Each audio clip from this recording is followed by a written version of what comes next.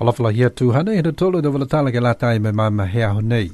Kua mautu ai e fufuta whakamua he tau container asbestos ke whawhau ke uta kehe mai he motu he mahina nei. Ko e matanga hua ke uta kehe tau asbestos kua whai mga aho he whakatutala ki ai mo e hiki whanu e tau whakatokatokanga ngā hua. Mai longa whakalahi koe uafulu ni container he taha e mga aho katatu ki New Zealand ha koe whaulu tau whianga halotolu ne kua amanaki ke tanu ai. Koe mga aho nei kua whawhau osi e tau container, tō pamu he whahi pui moko, liu whakamailonga mo e whakanumela e tau container mo e tātu ke toka ke hua afu, ke whakatali ke he tonga ka hoko mai ai he aho uafulu mawha i a uni. Talahau e lau tolu ne kua whakatoka i tau ngahua tō liu whai container foki ke uta he mahina ha Sepetema mo November ka eke kua holo mitaki i tau ngahua. Koe mana ia ne kua manako ke iloa he tau tangata mo e fia. Ha kua whakamoli tuai e tau whakatokaanga ke uta kehe e tau lapasi meni kona nei mai he motu pese ni kua whai mga aho he tau se ai. Kua se seitua i e tau mga aho ke tuku whenonga atu e tau matakau sports ha Niue ke paleko mo e whalua kautu he lalolangi ke he tau wheua sports he Commonwealth Games. Koe aho hongo fuluma walu ia i ulai kua manaki e matakau laulahi ha Niue koe e Niue Island Sports and Commonwealth Games Association ke toka Niue kai watu ki Glasgow, Scotland. Tahai pō hena nofo ai alo tolu i akalana, mai manaki ke watu ki Glasgow he aho tapu koe aho uafulu ia i ulai. Wha e matakau sports e hani we, kua whiwhili waki ke huku i motu. Koe matakau athletics, matakau olofua polo, lawn bowls, matakau clay target shooting, moi matakau langaki mamafa, weightlifting. Toko uafulu maono e tau tangata sports, toko hongo flumaua e tau tangata leveki mo e toko whai tau takitaki li lifu koe tau VIPs. Koe katoa he matakau laulahi koe whango fulumawha. Kua manaki foki e matakau olofua polo ke o atu tuai ki New Zealand he aho hongo fulumataha i a iulai.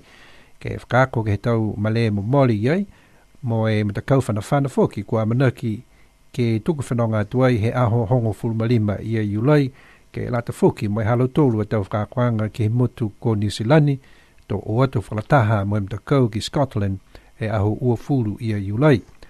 Nā kai la osi ia e tau whakaholoanga he tau mtakau he tause, he motu nei. Ko e mtakau athletics kua tuku whanonga atu alo tolu he aho nei ki lalotonga ke lata ai mo e tau paleko he Oceania Championship ke lata mo e tau nei. To liu mai he aho taha i a iulai, mo e manaki foki ke liu tuku whanonga he aho hongo fulmawalu i ulai ki Glasgow, Scotland. Kua e mtakau olofo polo kua manaki ke tause taha aho Island 90 ke Pacific Way e pōtulato he whahita punei, mo e taloa i halo tolu a Batten Up Raffle, kua salafu ke tause kesi nei ke lata ai mo e Island 90 koe ua fulmalima e tā la he tokota, ke lata mo e tau whiwhia mo e tau kailolo. Tui mai e tau tause lanu ango ke lata mo e theme he pō koe Go for Gold. Kua manako a team Niue ke tuku atu e tau manatu whakawelai mahaki ki amtolu e tau tangata he motu ke hamtolu a tau lango matai. The first 20 containers of asbestos are packed and ready to be shipped off the island. The asbestos removal project has taken more than 5 years of debating over options for disposals. Project coordinator Whapoia Kesi says the burying the asbestos on the island would have been an easier option, but an unpopular one. However, the removal to New Zealand have been challenging, but worthwhile now that we are one step closer to getting rid of the toxic materials. This week sees the third phase of the project where containers are fumigated, relabeled, sealed and stored down at the wharf ready for the next boat on the 24th of June. Project manager says that the next shipment will be in September and if all goes according to plan, another lot in November. The hope is that the public will be satisfied with this latest development to remove the asbestos from the island and work to collect asbestos still out in the villages will be considered once the stockpile at Hui Hui has all been packed. It's been a long time since Team Niue was selected and have kept up with their training regime, ready for the Commonwealth Games 2014 in Glasgow, Scotland in July this year. The team will leave Niue for Scotland on 18th of July. They will spend one night in Auckland and depart for Scotland on Sunday 20th of July. There are 4 sports codes representing Niue at the Games: Team Athletics, Team Lawn Bowls, Team Clay Target Shooting and Team Weightlifting. A total of 26 athletes, 12 officials and 4 VIPs, making up Team Niue a total of 44. 2 teams will leave early for further training in New Zealand, Team Lawn Bowls and Team Clay Target Shooting. Team Athletics is travelling to Rarotonga today to compete in the Oceania Championship. They will return to Niue on 1st of July and leave again with the main team for Scotland on 18th July 2014. Every team is hard out training and doing lots of fundraising activities. Some of the highlights of these fundraising activities were the baton up by the Team Niue, which raised over $7,000. The can collection appeal by Team Athletics last Saturday that collects about 10,000 cans. Team Lawn Bowls is hosting their Island Night this Thursday, and the theme is Going for Gold. Tickets are on sale now at $25 single, with heavy supper supplied. Get your tickets now from any member of Team Lawn Bowls. And Team Niue wish to extend their very big thank you to the people of Niue for your support and contributions.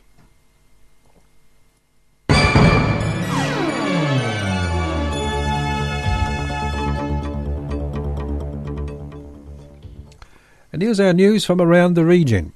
Island countries want more from tuna caught in their waters, and Friday in Majuro they announced to the world that they intend to get it. The 8 nations that control waters, where over 50% of the global supply of skipjack tuna is caught, agreed to a 33% jump in fishing day fees charged for tuna boats, put the U.S. industry on notice that the U.S. $63 million it agreed to pay per year to fish in the region is not enough, and criticize distant water fishing nations for their abuse of regional conservation agreements. Fisheries ministers from the parties to the Nauru Agreement issued strong-worded 4-page communique Friday at the end of 2 days of meetings in the Marshall Islands. The PNA agreed that it will raise the fishing day fee from $6,000 to $8,000 starting in January 2015. The revenue from the nearly 50,000 annual fishing days PNA sells could rise from about $280 million this year to over $370 million in 2015. World market prices dropped late last year, said Joseph, but there are indications of improvement that warrants the increase to US $8,000 per day. Difficult negotiations between Pacific Islands and the American tuna industry and the U.S. State Department produced agreement from the United States last year to increase payment from $21 million to $63 million a year for fishing rights in the Pacific. Civil society groups from around the Pacific region meeting in Fiji last week have sounded a warning to governments not to take siloed approaches to gender, climate change and sustainable development. In climate change, while governments' work looks at rising king tides and seawater intrusion as overall sea level rise, who is considering the influence of rising salinity in the water table on the overall health of the population, on the health of women and children, and in particular on the sexual and reproductive health of women and girls? Nabuluvi asked. In the Pacific, women in Papua New Guinea and elsewhere are talking about the increase in vector-borne diseases such as malaria and dengue, with rising mosquitoes caused by change in climate. One of the new and emerging needs for women is gender equity in climate finance. Navi Balo says civil society organizations in the region, including women and youth groups, want to ensure that gender, climate change and sustainable development are achieved.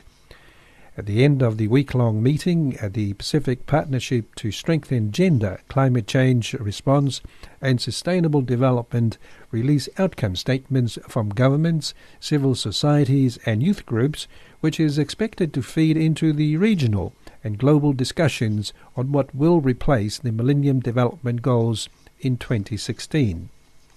A new look at research on great white sharks in the eastern north part of Pacific Ocean indicates the population is likely growing rather than endangered, according to an international research team. The findings append an impression of alarming low numbers left by 2011. Stanford University study, which led to petitions by conservationists to add white sharks to state and federal endangered list, Burgess said. Stanford researchers Barbara Block said in an email statement to Reuters, the data in the two studies is not inconsistent. Great whites are the largest of the predatory big-tooth flesh-eating sharks, growing as big as 20 feet long, about 6.1 meters. Burgess credits the growth in sharks to 40 years of U.S. federal protections for the marine mammals that sharks feed on, especially sea lions and seals. In addition, white sharks have been protected as a prohibited species, making it illegal to bring a great white to dock. Burgess said he and some other shark experts did a double take when the Stanford researchers calculated the population of adults and near-adult great whites along central California coast at 219. The Pacific's premier news and business monthly Island Business magazine today announced the appointment of veteran Fijian journalist Samisoni Pariti as its group editor-in-chief. Pariti, 46, replaces the late Miss Liza Tanga, who passed away on April 4, 2014, after a short illness. As Group Editor-in-Chief, Pariti will head the editorial divisions of Island Business International, a multimedia company that publishes news and trade-specific publications about Fiji and the islands of the Pacific, led by its monthly new flagship Island Business magazine. IBI's managing director and publisher Godfrey Scola says Pariti is no stranger to the company, and his assumption of the editorship returned him to a publication that he has been associated with over the past decade. Pariti has worked as a journalist and communications specialist in all three main news mediums of radio, print and television, and he was staff writer for Island's Business magazine in May 2002 and resigned 4 years later to become a freelance journalist. In a career that has spanned 30 years, Pariti has worked in radio, newspapers, television, magazine and news agency for Fiji, as well as overseas-based media organizations. He started as a cadet reporter for the then Fiji Broadcasting Commission in 1986. Headquarters in Suva, Fiji, Island Business magazine was developed by longtime Fiji Times journalist the late Robert Keith Reid in 1985. And finally, the European Union is still waiting on the Fijian governments for notification of the ratification of the Interim Economic Partnership Agreement, the EPA. EU Deputy Head of Delegation Johnny Engel Hansen confirmed with the Fiji Live that no EPA negotiation session has been taken since the PACP Trade Ministerial in Suva in April. Head of the Political and Trade sections of EU Delegation in the Pacific, Adam Jansen, had earlier stated that the regional agreement was still under negotiation, whereas the interim agreement has been ready for the past 7 years. The issue for Fiji was that it would no longer be able to benefit from the free access to the EU market it had enjoyed since 2007 under the unilateral EU concessions as it comes to an end on 1st of October. This would be a direct impact on sugar exports to the EU market. The unilateral EU concession was designed to allow time for the ratification of the interim EPA that was concluded back in 2007. And those are our news for today.